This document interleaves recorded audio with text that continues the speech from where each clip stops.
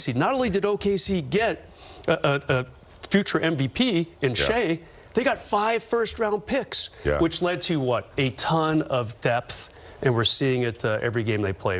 It's an outstanding team right now. And I got a chance to see up close and personal tonight. I was sitting with a friend, Joe and Sharon, on the floor behind the bench. And I mean, behind the basket, like right there, I was watching all these guys. And so when you watch them, they really remind me of a well-oiled team. You know, that every position, the spacing, the size that they possess, the strength. McCain he is strong. Dort is strong. They're physical. And I was, 10 feet from him watching Shea and how he just gets to the bucket and gets into the body, and how they always know where the next pass is supposed to go. They know where it's supposed to go. It's like automatic. So they are a machine, and that's what you aspire to be when you get a group of guys together, and they've been together for a little while, and they've won, and these guys are hungry. Getting 1 championship, that's just, that's not the standard anymore. You at least got to get back-to-back, and, with the three-peat, and these guys they're set to do it if they can stay focused, and nobody can knock them off. Yeah, I was kind of laughing, James. They got off to this incredible 24-1 start. Allie and I were talking about it on the pregame show, and then they struggled for a little bit. They kind of, had some not quite mid-season blahs, but they had a lot of injuries. They had some injuries as well. Yep. Jalen Williams left the team as far as being healthy for a second time, and you know what, James? Everyone's like, oh, OKC championship hangover. Oh yeah, they're not going to be back this year. The Spurs are rising. No, OKC is still a very good team, despite their early season, mid-season, whatever you want to call it. I think they went 10-8 over some span, just generalizing those numbers. But I honestly thought, we were talking back in December, they're going to break Golden State's wins record. Obviously, that didn't happen, but they're still going to finish in like the mid-60s as far as wins. That's a pretty good season, isn't it? I do want to follow up on this just for one point. I don't want this to become a Thunder postgame show, but having said all of that, you look at them in the Western Conference. They are the defending champs. You talk about the 24-1 start. I think you look at a night like tonight, they still had something to play for, given where San Antonio is, right behind them in the standings with these few games down the stretch. But you got 3 guys plus 30 or more. You've got Shea going for 25-8, extending that streak of 20+, just the consistency there with him.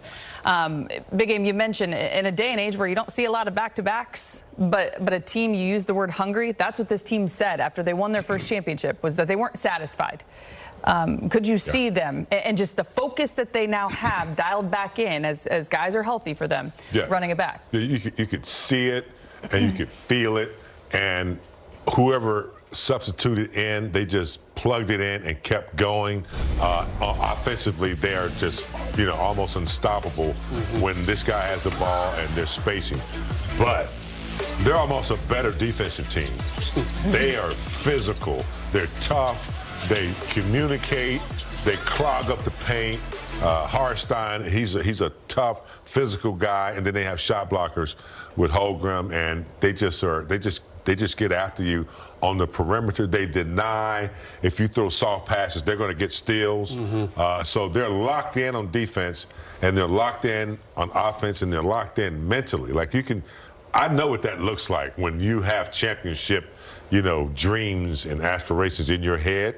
You've tasted it, and they have, and they're on a mission. San Antonio's, they haven't experienced what Oklahoma has. I mean they have in the past, but this new San Antonio team. But Oklahoma, man, they know what it tastes like, and you can feel it. Yep, you can feel it. And then, Allie, they're the Lakers. And as James mentioned, they played really hard tonight, but you could just sense the slippage once about, midway through the second quarter. And, the defense started to kind of go astray a little bit. And the Lakers had trouble making free throws in that first half, 7 for 16. And as such, they're now a half game behind the Nuggets, 3 games left. The problem here is that the Nuggets play Memphis next. They are probably going to win that game, and such is life, But now the Lakers, James, they have to make sure they fend off the Rockets. You've got to make sure You try to knock down that 4 seed if you can. It's almost a certainty that is probably almost likely who they're going to play. Good news, the Lakers just went in there a couple weeks ago, and they beat the Rockets twice in 3 nights in the city of Houston. But you got to try to hang on to that home court advantage in that 4-5 situation. Don't make the month of March go to waste, James, because that was an incredible run for them. That's the goal right now. Try to finish 4th. Yeah, I think with LeBron in the lineup and what I saw tonight, I mean, I think guys realize that they have to play well. And so the sense of urgency is there. And I think with a little bit of leadership from LeBron, I think Jake the Raver plays hard. You know, hopefully Marcus Smart might be able to come back. We really need Ayton and Hayes to perform. I think Rui is ready for the task, where I saw him early in the first half. So, yeah, I think they're capable, but it's going to take some serious concentration and determination, and they can't turn the ball. I mean, all the things that we talk about. Can't turn it over. Got to have good shots. Can't give up offensive rebounds. And we'll see. We'll see how it unfolds. I think you look at a night like tonight, too, and when you talk about guys just taking advantage of opportunities, Luke Kennard coming off that triple-double versus the Mavericks the other night, and just being able to see him play make a little bit. He finished with 10 but 9 dimes, just like the other night. He had 11, right? 16 rebounds. I think these are just opportunities, to your point, until LeBron returns, until Marcus Smart gets back and healthy. You want to win 2 of the next 3, right?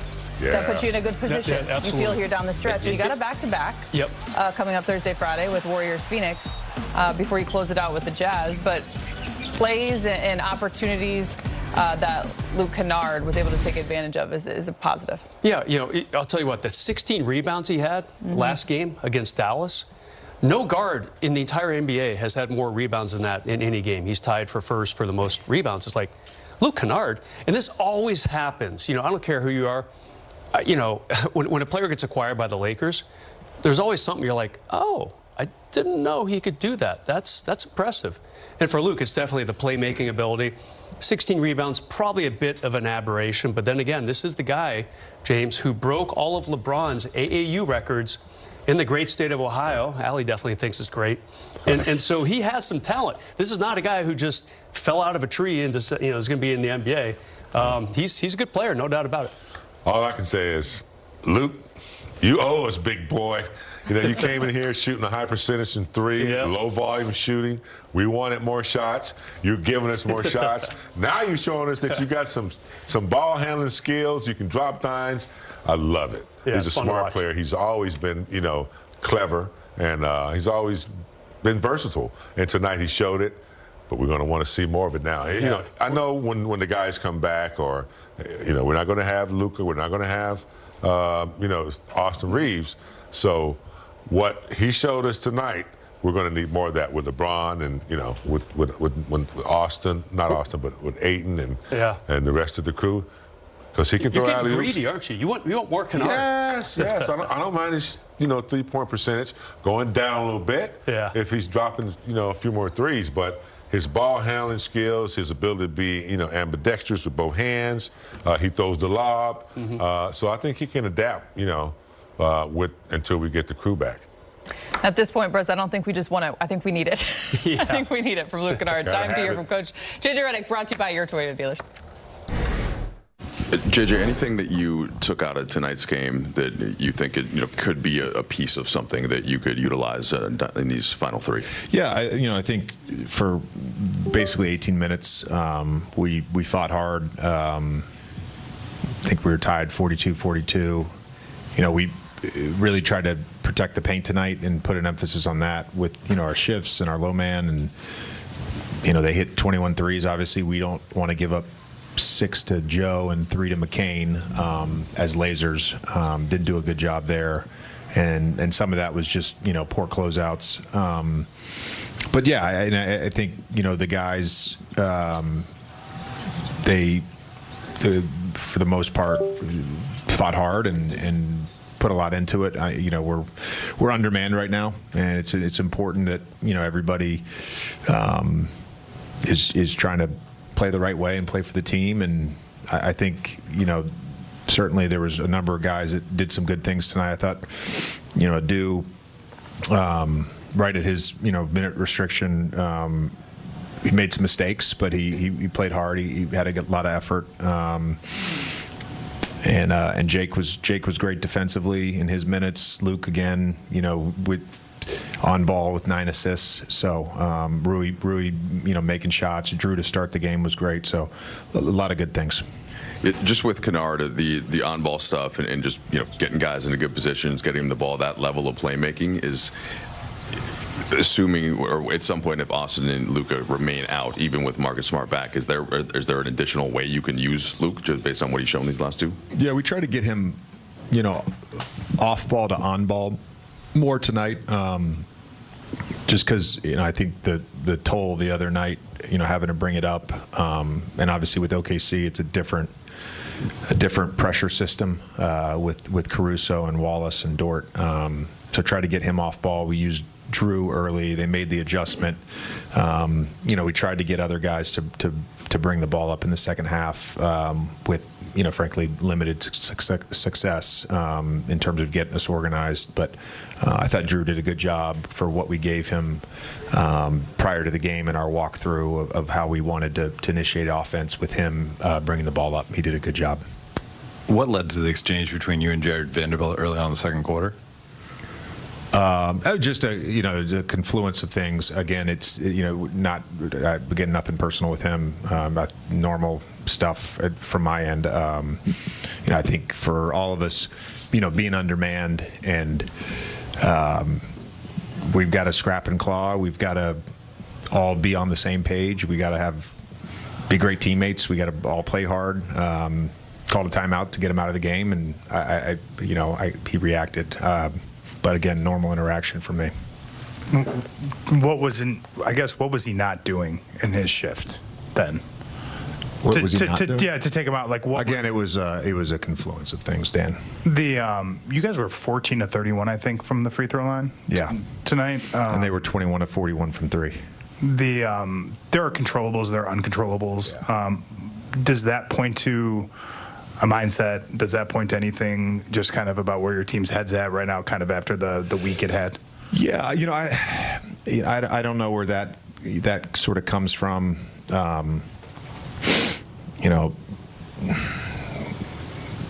Some guys missed a few, some guys missed one. It was just an accumulation of things.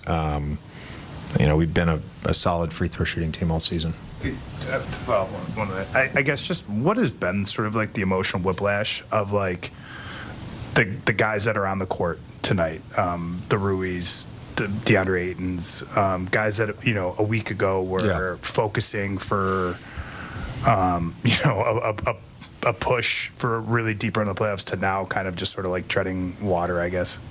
Oh, that's one way to look at it. That's not how I look at it. And it's my job to make sure, and again, this is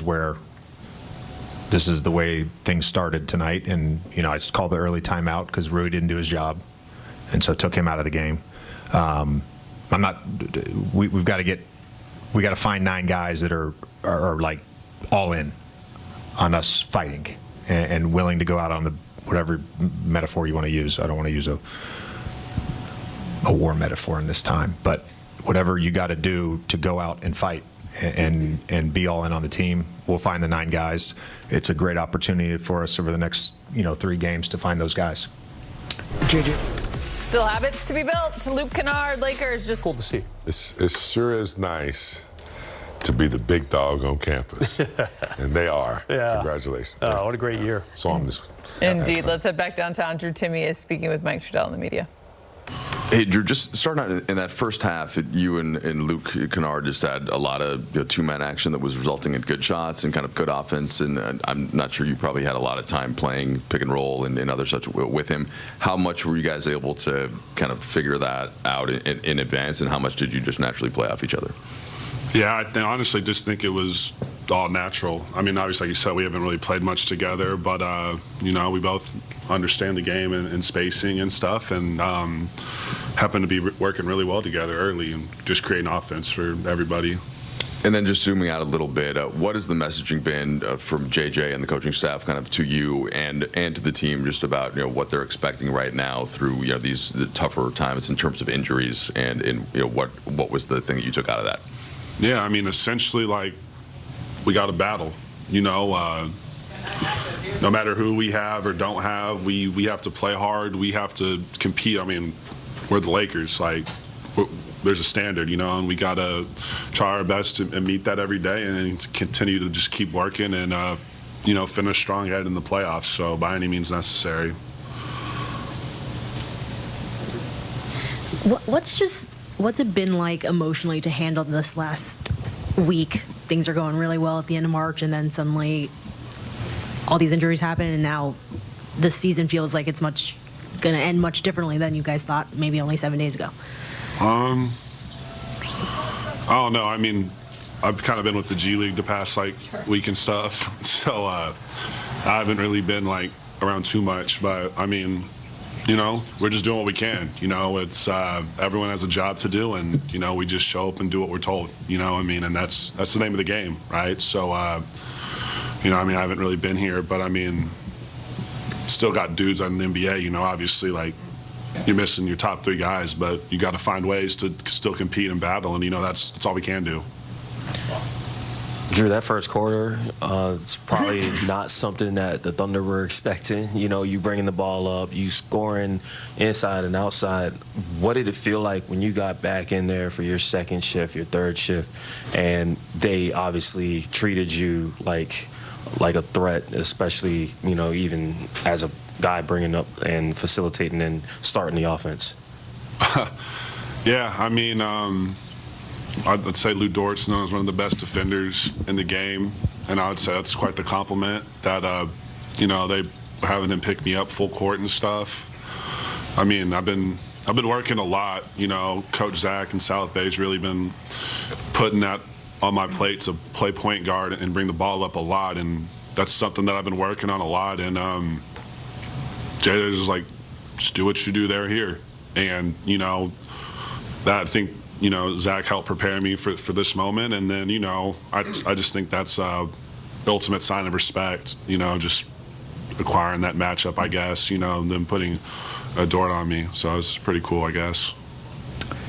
Drew, JJ called timeout pretty early in both the first and second quarters, took out veteran players during that period. What is, I guess, say, or those moments kind of say about, I guess, the expectations he has of you guys, even when you're missing, you know, the kinds of dudes you guys are missing? I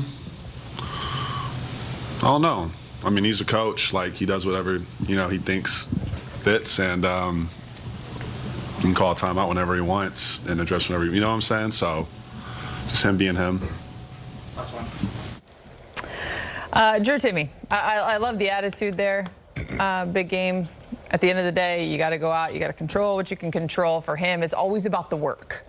And he saw the opportunity come tonight, and he took advantage.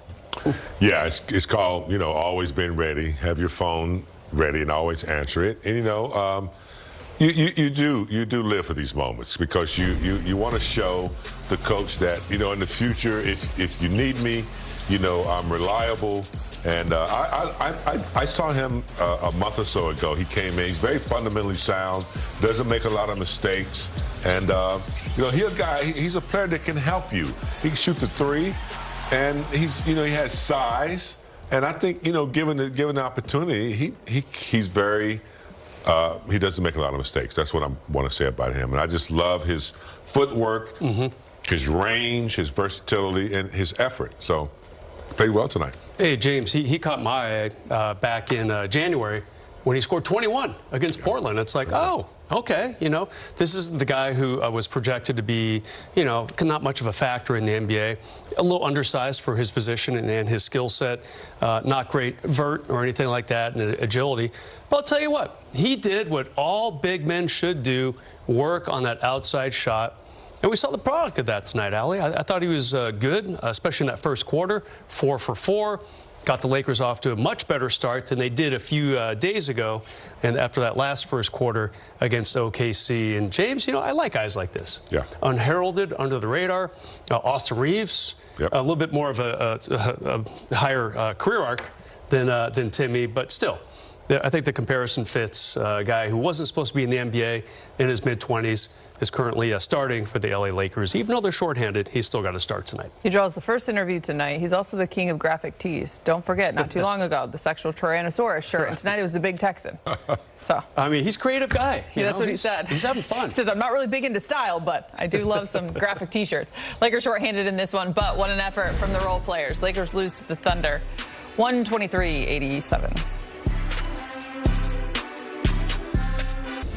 Let's take you back inside the Lakers locker room. Luke Kennard speaking with the media. Luke, you've been in this league a long time. You guys go 15-2, and everyone's feeling good, and then you get the injury news and lose a few in a row, and you always talk about, like, not too high, not too low. In this league, you got 3 important games coming up that can determine home court advantage. What's kind of the mindset moving forward? Yeah, just that. We got to take it one game at a time, and I mean, we're going up to Golden State to win, and that's got to be our mindset moving forward. And obviously, yeah, it's tough when you got guys like that that are out. But you know, next man up, and we're going to fight and play hard, and we're going to compete to win. Different usage for you, obviously. The last 2 games, how would you kind of assess the way you've played? Yeah, not bad. Just trying to be poised, under control, trying to get everybody organized. But not terrible. Obviously, you know, I feel like I can shoot the ball a little bit better, but I'm getting my shots in different ways, and it's just, you know, finding the rhythm and stuff with that. But it's something I'll be better with, and I'm confident in where they have me out there right now, and just continuing to grow with that. But yeah, just trying to be, like I said, poised and under control when I'm out there. How have you worked with the coaching staff to kind of download what they're asking of you in this time? Yeah, I mean, we talk about it pre-game meetings, just different situations, and we walk through stuff and talk about it. And obviously, we don't have a lot of tons of practice time. It's that time of year, and the travel, and we got back-to-back coming. It's just on the road, so we can't really get on the court much. It's just watching film, talking about it, talking through things, and then just doing it on the court, and trying to find a rhythm with it. And I think we're going to take these last few games that we have and try to find something that'll work for us, and carry it over to the playoffs. Obviously, LeBron is the head of this league now. What has he said just about how guys need to approach these final games, heading into the playoffs? Yeah, I mean, winning mentality. Even though we have some guys out, you know, we still think we have a real talented locker room, and we have what it takes to compete and win, and hopefully when we do that, we got these guys coming back eventually, and you know, we'll see how it goes. But no, he wants us to compete and play hard and play together, and yeah, it's going to take everybody. Luke. And Luke Canard draws the 360. Yeah, Luke, what a great addition. You know, when we were healthy and everybody's together, he's a sharpshooter, but he's been asked to do more with players out, and hopefully we get people back. He can continue to be aggressive tonight. He did a great job. Let's take a look inside the Access 360. He's handling the ball. Now he receives a pick from Timmy here. Now he's reading the defense, and what he does, he makes a little snap bounce pass while Timmy's in rhythm for a bucket. Same play. He gets picked. This time he's going to come all the way into the paint, reads the defense once again. This time, instead of the 10-footer, Timmy steps back, showing his versatility, hits the 3. Here is Jake LaRavia handling the ball. Luke, that pick is what he's looking for, and Timmy sets it well. As you can see on the weak side, the defense is stalling, and he throws a nice alley-oop over to Aiden because he receives no help. He continued downhill. Interception. He's playing safety. He was the defender back. Intercepts a long pass. Finds one of the most efficient shooters on the team in Rui. So Luke Canard is a versatile player. He's just not a shooter. You know, on certain teams, that's what he's been made to be. But when asked to do it, he can handle the ball. He can make assists. Pretty good defender, too. He's just a smart player, so he plays the game the right way, doesn't make a lot of mistakes as well. I mean, think about that, James. The Lakers had a shooting guard playing point guard tonight against the defending champions, and he almost had a double-double. Good job by Luke. Indeed, we're heading to break. The Lakers dropped their 3rd game straight. Du Thiero finished with 10 points, 4 rebounds. off the bench. We got more post-game reaction coming your way. Your home for all the news on the purple and gold is Access Sportsnet Lakers. Before tip-off, our panel of experts break down the day's matchup. He's proven to be a threat offensively. I love that little mid-range game. Very impressed. And after the final buzzer, head back to the studio for post-game reaction, highlights, and interviews. When you got the size advantage and the skill advantage, you take over, and that's what he did tonight. Access Sportsnet Lakers, pre- and post-game coverage on Spectrum Sportsnet.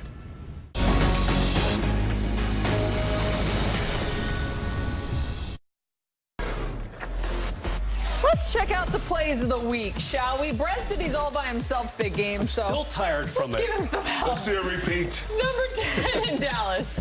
LeBron with a nice left-handed pass over the top to Maxi Kleber for the dunk. James, why don't you take 10, 9, 7, 5, 4, 3, 2, and I'll do 1 and 8.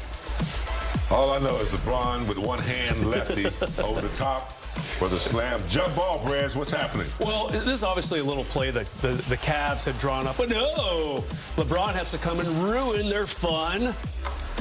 That's a great play. Yeah. And you know what, James? Didn't stop there. How about that? Cason Wallace. Yeah, LeBron, do not show him the ball. Even though he used the left, LeBron was tracking it like ways. James, let's play a game. Let's see how many of these in a row you can do. Number 8 back in Dallas. LeBron on the break with a nice no-look pass here to Jake LaRavia for the fast break jam. Starting to break.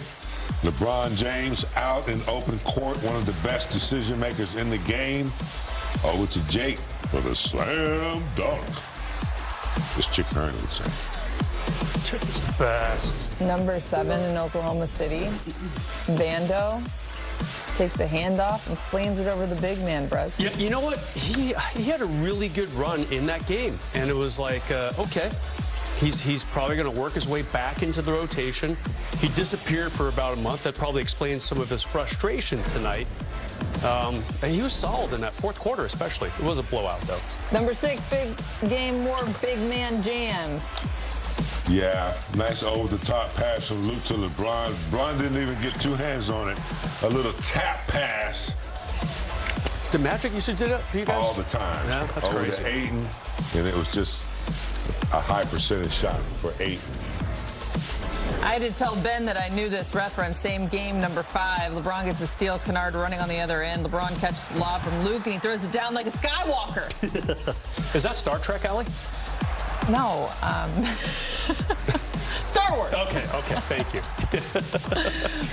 Did Bergen just give that to you in your ear? No, Are did you it sure? all on my own. Beautiful pass, beautiful, easy dunk. That's good basketball. Number 4, we pay homage to Luka. How about this one? Done by Ben, big game. Honoring him with the 4th spot as he gets his 4th dunk of the season. Yeah, he kind of got his fingertips over that one for a dunk, Gita, but nevertheless, it's a two-hand slam and the record. Yeah, he took a. He's beating Austin Reeves at this point. The team is having fun, Allie, and They were. I'm sad. Number 3, we're back in Dallas. LeBron, pick and roll with Jackson Hayes, who throws down the hammer on the defense plus the foul. Yeah, Jackson really took over this game, from Ayton. Ayton only played, 18 minutes? Jackson, meanwhile, had 21 points, aggressive around the rim, really showing Dwight Powell what time it is there. Give him a little look, too, James. Yes, he did. Looks. Number 2, more poster dunks. Jake LaRavia dunks one over a well-known shot blocker in Jared Allen, but he doesn't block this one. Nah, he made for sure that he wasn't going to block this one, but he went in with authority, one-hand jam, too far into the bucket. Allen's a pretty good shot blocker, too. Not there. Number 1, listen in. Harden had it. Here it goes to Reeves. Oh, look out, LeBron. Throw that baby down. The 41-year-old continues to look 21. Jake LaRavia to Austin. Austin Reeves up top. Woo! Different air up there. Different air up there indeed, James. No question, man. I mean, LeBron elevates. Austin, one of the best passes to LeBron. That's just airborne. Like the Emirates that just slung itself around the moon. Yeah, the Artemis. That's the bar. Yeah. All right, so this is the Lakers calendar. Just 3 games remaining in the regular season. Thursday night, taking on the Warriors. That can be seen on Prime Video. Friday, they take on the Phoenix Suns when they return home. And Sunday, it's Game 82, taking on the Utah Jazz. Looks like we're heading in the direction of the 4 seed, 4-5 seed there 4-5. to face the Houston Rockets. Yep, the Lakers cannot fall to 6, even if they lose the remaining 3 games. So I know we made a big deal of it a couple weeks ago that it was kind of like a mini playoff series, James, when they were going into Houston. The NBA does this, has done this more often since COVID several years ago. They said, okay, if you're going to go to a city, sometimes you're going to play 2 games in that city before you move onward. And that's what happened a few weeks ago. And to the Lakers' credit, they went in there. They won both games in that little mini series. Remember the best of 3 in the first round back forever ago? I do. And the Lakers would have won that playoff series. But obviously, Allie, they were very healthy that night, both those nights. You know, Houston's kind of a perplexing team to me, James. I really thought they'd be better, but they never made a trade for a point guard after losing Fred VanVleet before the season began. Good team, not a great team. And, you know, if the Lakers, the key for them is to hang on to that 4 seed. That way, at least you get home court advantage against the Rockets. And in this game, you can't just fall behind. You know, the Rockets are going to come in, Durant, Şengün, they can play. So without our two of our best, it's going to take a collective role effort defensively. And we have guys that can do it. You know, Jake can play defense. Vanderbilt can play defense. You know, hopefully Marcus Smart. We have guys that can, you know, defend, but we're going to have to really get some play out of Ayton. He's a big. He's going to have to dominate inside a little bit. And, yeah, they can play. They're short-handed, but they can play. They've got some decent defenders, too. Yeah. I mean, obviously, Amen Thompson, one of the best perimeter guys. And KD, you know, at 6'11", he can still block shots, Allie, and take a bunch of rebounds. And he's got some talent, too, despite his age. Şengün, not a great defender, really, but he does everything else, you know, pass, rebound, score. Obviously, an all-star caliber player. And, you know, first step, James, just get that 4 seed. Just make it that much more difficult on a fairly healthy Houston team. I know they lost Steven Adams to a season-ending injury a month or 2 ago, but still a formidable team that can be pretty good on both ends if you're not careful. Right now, they're in Phoenix, up 12 on the Suns with 1:30 to go. All 5 guys, 5 starters in double figures. Easton Holiday off the bench in double figures. So. To your point, they can play. Yeah, Tari Eason, another good rangy guy off the bench. Good defender, can score a little too. They're pretty deep. Not as deep as OKC, but they can definitely do some things on you if you're not careful. And the good thing is the Lakers have the tiebreaker. They did all that hard work last month. Clinched a tiebreaker against Denver, clinched it against Minnesota, clinched it against these guys. So it'd be nice, James, to at least win a tiebreaker, show a reason why you won those tiebreakers. Even if you tie one of these guys, you get the home court nod. That's what I would be preaching to them. Yeah, you know, look, you guys can play. You're not in the NBA by mistake. You've shown in the first half that you could, you know, play a little bit with Oklahoma until they turned it on, and just keep, you know, instilling that kind of confidence and just reps and allow them to play hard. That's all they need to do. And see what happens. With a win tonight, they will move to a half a game behind the Lakers, if I'm not mistaken. Still to come on Access, Lakers lose to OKC, but Drew Timme got the starting nod. He had 11 points and was 50% from outside the arc, going 2 for 4 on the night.